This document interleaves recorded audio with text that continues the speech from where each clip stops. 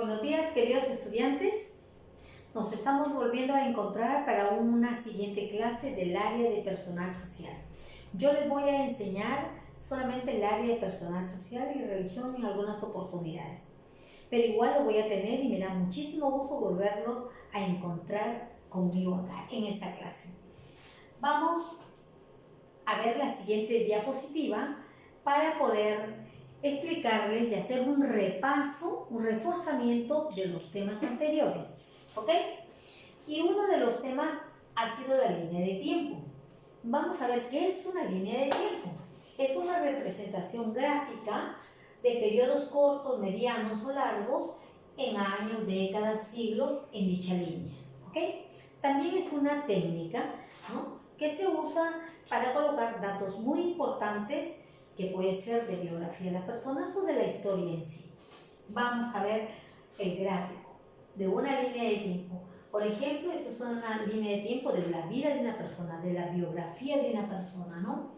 Y dice, nací, y tiene la foto que nació, dice el día de su graduación, tiene cuando fue su cumpleaños, su super cumpleaños, cuando fue de visita a un río, en el año 2004, 2007, 2009, acontecimientos importantes en la vida de ella o él, ¿no? Entró al colegio, viajó a Bogotá, reformó su casa y gozó yendo al mundial.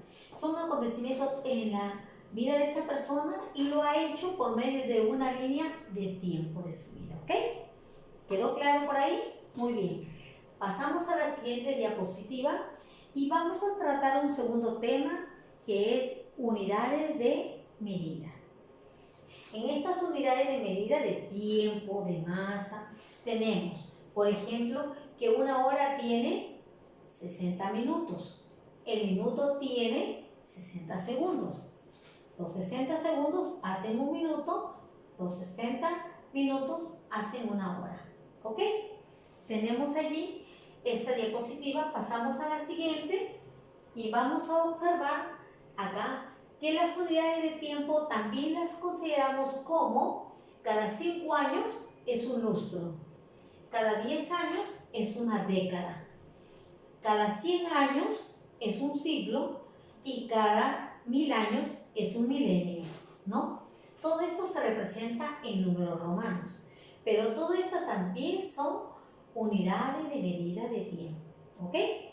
Pasamos a la siguiente diapositiva y observamos acá varios objetos. Por ejemplo, tenemos medida de longitud. ¿Cuál será la unidad de la medida de longitud? ¿Un decímetro, un metro o un centímetro? Unidades es la más pequeñita, en este caso es un centímetro. Muy bien. En el tiempo, ¿cuál será la unidad más pequeñita? El segundo, ¿no? En el kilo, ¿cuál será la unidad más pequeñita? El gramo. En el litro, el mililitro. En la moneda, en el caso de nosotros tenemos 10 céntimos, pero también hay de 5 céntimos y hasta de 1 céntimo, que no se usa, pero que también existe, ¿no? Todo esto ya se ha trabajado, ya han hecho ustedes sus fichas. Simplemente es un recordatorio y que cuando nos encontremos en clases virtuales, pues nos puedan hacer alguna pregunta de alguna duda que haya quedado todavía por ahí, ¿ok? Pasamos a la siguiente diapositiva. El siguiente tema, uno de los temas más que he tratado es la historia. ¿Y qué cosa es la historia? La historia es una ciencia social que se encarga de estudiar el pasado de la humanidad. El pasado de la humanidad, ¿no? ¿Para qué? ¿Para qué estudia la historia? ¿Para qué estudia la historia? La historia se estudia con la finalidad de que a futuro lo que se haga, enmendar los errores para que el futuro sea mucho más productivo, sea mucho mejor de lo que nosotros tenemos, ¿no? Ir corrigiendo las cosas que no han sido positivas para en el futuro hacerlas de verdad como tienen que ser, ¿no? Para eso es la historia. La historia es importantísimo y nosotros como peruanos tenemos que conocerla para sentirnos orgullosos de nuestras raíces, de todas las tradiciones, porque el Perú es riquísimo. Simplemente que a veces, como no lo conocemos, no lo apreciamos. No lo apreciamos. Sí, pero si pudiéramos nosotros incluso compartir este tema en casa, no solo con mamá, con papá, sino con abuelitos, con tíos quizás mayores, que conozcan la historia, cómo por ejemplo se fundó Lima, ¿no? ¿Por qué llegó? Yo, por ejemplo, les cuento una tía mía, me dice que hace 50 años, ella más o menos vino a Lima, pero que San Juan de Miraflores era como una pampa, la parte de donde se conoce como las pampas de San Juan, no había personas, ¿no? Los cerros no estaban llenos. Y sin embargo, de un tiempo a esta parte, pues San Juan de Miraflores quedó en zona central, ¿no? Hay lugares que están totalmente poblados, quizás sus mamás todavía recuerdan cerca de sus casas algunas pampas o canchas que le llamaban grandes, estaban deshabitadas y ahora están llenas, están pobladas. Así se va haciendo historia. Pero para eso tenemos que conocer, para poder nosotros sentirnos orgullosos de todo lo que tiene el Perú. ¿Por qué? Porque también aprendemos, crecemos y a futuro, porque somos el presente y el futuro, pues ir mejorando aún más esa sociedad. Entonces la historia es muy importante y tenemos no solo que amarla, sino conocerla. Y acá tenemos nosotros tipos de fuentes de la historia. Hay varias fuentes, una de ellas es las fuentes no escritas. ¿Por qué no escritas? Porque acá se han encontrado monumentos, restos humanos o materiales, utensilios, edificios, testimonios orales que se han ido contando de generación en generación que existió tal o cual pueblo, ¿no?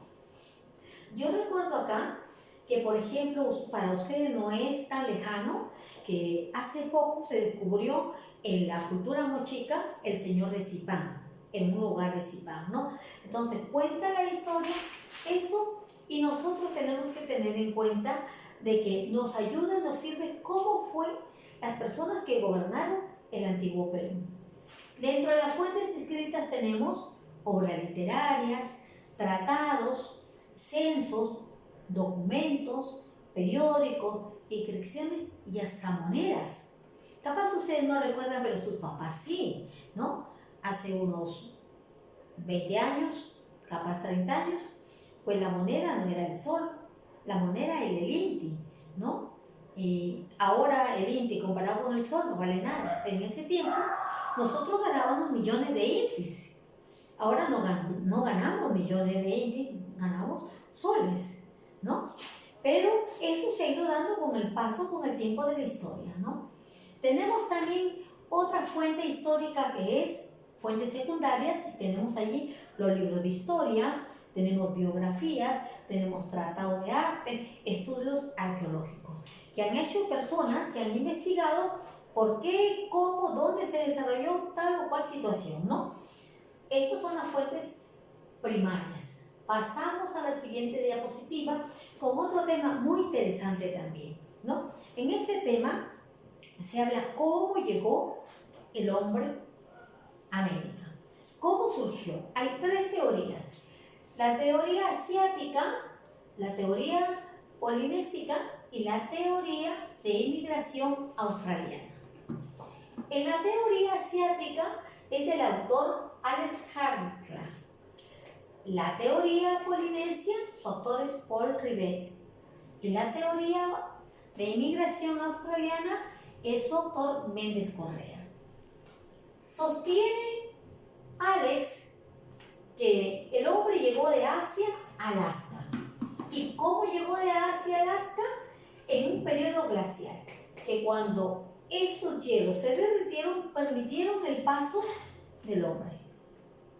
En la siguiente teoría de Paul, sostiene que el hombre vino de Polinesia a América del Sur en canoas a través del Pacífico, por las islas. ¿Ok? Pero hay una siguiente teoría en que dice que el autor Méndez sostiene que de Australia llegó a la Antártica y pasaron por el estrecho sur de Chile. Es la siguiente teoría, ¿no? Ya como les digo a ustedes, un repaso de los temas que ya han estudiado ustedes, simplemente recordarles estas teorías, ¿no? Cómo proviene el hombre, cómo llegó a América el hombre, ¿no? Por estas tres teorías. Vamos a ver la siguiente diapositiva y vamos a observar que ese hombre cuando llegó acá a América vivía en bandas, hacían instrumentos de piedra, de huesos, habitaban en cavernas. Ellos vivían de la caza, de la recolección, eran errantes, iban de un lugar a otro, vivían como nómadas, hacían pinturas rupestres que se han encontrado todavía en las cuevas. Y esto nos ha permitido conocer cómo empezó el hombre en el Perú. Les recuerdo que el hombre se alimentaba de la caza, de la pesca y de los frutos que caían de los árboles, ¿no? Y donde acababa esa época se alimentaba, se acababan los frutos, pues pasaba a otro lugar, así de sitio en sitio, hasta que se llegó a establecer más adelante, ¿no? Cuando empieza a tener un cambio, a empezar a cuidar, empieza la agricultura, cuidan su plantita, sienten la necesidad de quedarse a cuidarla y se establecen, ¿no? Igualmente, a futuro, en las siguientes clases, nosotros tendremos que continuar con los siguientes temas, pero de todas maneras les recuerdo, si tienen ustedes alguna duda, alguna inquietud en nuestras clases virtuales, pues me las harán llegar a ustedes para poder continuar con los siguientes temas. Y tenemos ahora ya el siguiente tema, que es primeros pobladores del Perú. Y tenemos acá en ese mapa, tenemos acá el hombre de Guitarreros. ¿De qué departamento está señalando? Departamento de Amazonas. Tenemos también de la Huaca Prieta, del departamento de La Libertad. Tenemos también de Paiján, que queda en el departamento de La Libertad. Chivatero, del departamento de Huánuco, de Cotos y Lauricocha. Tenemos también de Santo Domingo en Ica, Paicasaca, de Ayacucho, y Toquepala de Puno. Aunque Toquepala está en Moquegua, pero limitando con Puno. En esos lugares aparecieron los primeros pobladores acá en el Perú. Y esto a futuro se fue aumentando, fue creciendo hasta poblar lo que nosotros ya conocemos ahora, un mapa político, con departamentos y con pobladores, ¿no? Aquí en este tema, les recuerdo que hay muchas historias, mucha tradición, mucha más información, que quizás con el paso del tiempo y las clases sucesivas vamos a ir profundizando estos temas, porque es muy importante conocer cuáles fueron nuestros primeros pobladores acá en el Perú. ¿Ok? Y antes de terminar, les quiero decir que yo en las clases que hemos tenido, en las primeras clases que hemos tenido, les había comentado de alguna manera que si ustedes guardaban las moneditas que tienen figuras, esas moneditas tienen una historia muy rica en lo que es la historia del Perú. Ya tendremos oportunidad de elaborar un trabajo acerca de esto, ¿ok? Chicos, me dio mucho gusto verlos. Voy a decirles también que el día miércoles tenemos reunión con los papitos. El día jueves tenemos reunión con ustedes, porque vamos a empezar a trabajar con clases virtuales en las cuales nos vamos a poder observar, van a poder preguntar y tenemos que ponernos de acuerdo con algunas cosas y hay necesidad de estar presente en esa reunión. La tarea viene en la ficha en la cual ustedes van a completar y no hay ningún problema, cualquier duda podrá ser despejada después. Me dio mucho gusto verlo, nos estamos viendo hasta la siguiente clase. Chao chicos.